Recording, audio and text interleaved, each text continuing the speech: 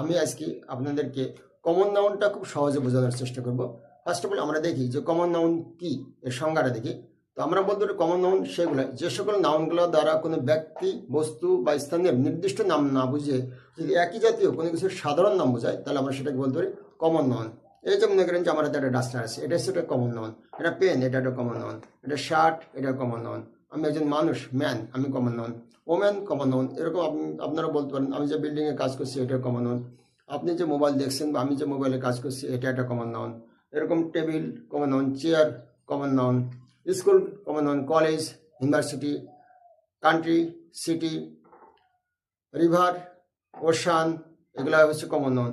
আপনি বলতে পারেন বুক, বুক কমন নাউন। আপনারা যে বোর্ডে দেখছেন যে বোর্ডটা হচ্ছে একটা কমন নাউন। এরকম যে জিনিসগুলো একই জাতীয় কোনো কিছু সাধারণ নাম বোঝাবে সেগুলো হচ্ছে কমন নাউন। এরকম পশু যদি যায় তাহলে কাউ, গট, হর্স, এগুলো কমন নাউন। তো একই জাতীয় কোনো কিছুর সাধারণ নামটাকে আমরা কমন নাউন হিসেবে চিহ্নিত করি। তো বন্ধুরা, আশা করি সকলে বুঝতে পারছেন। আর ভিডিওটা ভালো লাগলে আপনারা লাইক করবেন এবং একটা কমেন্ট দেবেন। ধন্যবাদ।